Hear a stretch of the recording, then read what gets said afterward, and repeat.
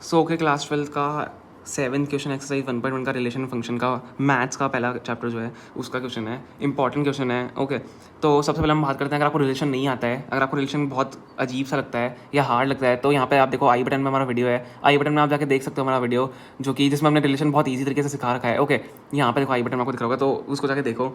Okay, सबसे हम पहले बात करते हैं इस क्वेश्चन की। Show that the relation R is in the set A of all books in library of a college given by x, y, x and y have same number of pages। हमें एक set दिया हुआ है जिसके अंदर relation दिया हुआ है x and y have same number of pages, ठीक है।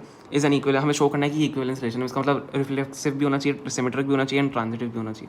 ओके, तो मैंने यहाँ पे लिख दिया है पहले से ही, set A is equal to set of all books in library हमें गिवन है, और रिलेशन जो हमें गिवन है x, y, x and y have same pages। अब हम बात करते हैं रिफ्लेक्सिव की यहाँ पे, ठीक है। अगर मैं रिफ्लेक्सिव की यहाँ पे बात करूँ, रिफ्लेक्सिव की अगर मैं यहाँ पे बात करूँ तो क्या होगा, रिफ्लेक्सिव में क्या होता है, अगर x, y बिलोंग कर रहे हैं किसी सेट में, तो x रिलेशन होना चाहिए, ठीक है। मतलब ए वाला जो रिलेशन है वो सेट में बिलोंग करना चाहिए। तो अगर मैं यहाँ पे ध्यान से देखूँ, अगर आर रिफ्लेक्सिव अगर हमें प्रूव करना है तो क्या होगा, x, हमें बिलोंग टू आर करना पड़ेगा। x, belongs to R, sorry belongs, मैंने सिंबल ही भूल गया मैं, x, बिलोंग्स टू आर हमें करना पड़ेगा।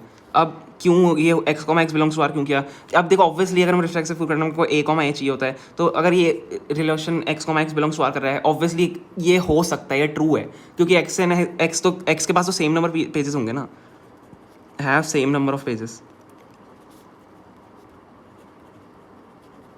ऑब्वियसली एक सेम बुक है आपके पास, सेम कॉपी है दो बुक्स की, तो उनके पास सेम ही नंबर ऑफ पेजेस होंगे। तो यहाँ पे जो हमारा रिलेशन होता है आर इज रिफ्लेक्सिव यहाँ पे हो जाता है, ठीक है। आर यहाँ पर रिफ्लेक्सिव हो जाता है। अब हम बात करते हैं सिमेट्रिक की। अगर मैं आप सिमेट्रिक की बात करूँ, सिमेट्रिक कैसे होगा, सिमेट्रिक देखो कैसे होगा। अब हम x, y लेते हैं, एक सिमेट्रिक में क्या चाहिए होता है, a, b अगर a बिलोंग्स टू आर कर रहा है तो b, a भी बिलोंग्स टू आर करना चाहिए। x, y वाली हमें पता है,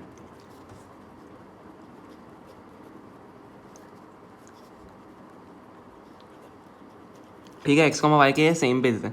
अब हमें क्या चाहिए, हमें y, वो भी चाहिए, a, b है तो b, a क्या होगा,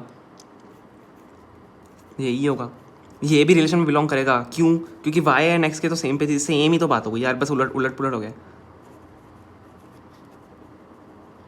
ठीक है, समझ में आ गया। तो यहाँ से हमारा जो रिलेशन है ये सिमेट्रिक भी हो जाता है, जो हमारा रिलेशन है यहाँ से वो सिमेट्रिक भी यहाँ पे हमारा हो जाता है। अब हम बात करते हैं ट्रांजिटिव रिलेशन की,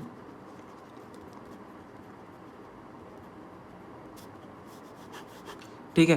ट्रांजिटिव में अब क्या होगा, आपको ट्रांजिटिव की सिचुएशन बताया कि अगर a, b बिलोंग कर रहे हैं रिलेशन में, तो b, c भी रिलेशन में बिलोंग कर रहा है, और b, मतलब वापस समझते हैं, इफ़ a, b रिलेशन में बिलोंग कर रहा है, मैं यहाँ पे लिख देता हूँ, चलो a, b अगर रिलेशन में बिलोंग कर रहा है, b, c भी रिलेशन में बिलोंग कर रहा है, सो a, c भी रिलेशन में बिलोंग करना चाहिए, ठीक है। ये हमारा जो होता है ट्रांजिटिव का जो प्रॉपर्टी होती है वो होती है। अब यहाँ पे हम क्या करते हैं, x, y तो देखो कर रहा है रिलेशन में बिलोंग, क्योंकि दोनों के सेम नंबर ऑफ पेजेस ही हैं, एंड जो y, z है, अब हम b, c लेंगे, ठीक है। y, z ले लेते हैं b, c को, b, c y, अगर ये भी रिलेशन में बिलोंग कर रहा है तो क्या x और z भी रिलेशन में बिलोंग करेगा, मतलब a, b अगर है, b, c है, तो a, c भी रिलेशन में बिलोंग करेगा, a, b, c। a, b अगर है, b, c है, तो क्या a, c भी होगा, क्योंकि अगर x और y के सेम पेजेस हैं, y और z के सेम पेजेस हैं, तो क्या x और z के भी सेम पेजेस होंगे, क्योंकि x और y के तो इक्वल ही है ना पेजेस। ओके, सो यहाँ पे हम क्या लिख सकते हैं, x, z also belongs to relation, ठीक है, क्योंकि x और y के भी सेम नंबर पेजेस हैं, x, z के भी सेम नंबर पेजेस होंगे साथ में, ठीक है। ये करेगा बिलोंग टू आर, तो r इज ट्रांजिटिव। तो यहाँ से जो हमारा रिलेशन है वो इक्वलेंस आ जाता है, जो हमें शो करना था। ओके, यही हमारा क्वेश्चन था, यही हमारा आंसर था जो आपको ऐसे सॉल्व करना है। Thank you so much for watching, bye bye.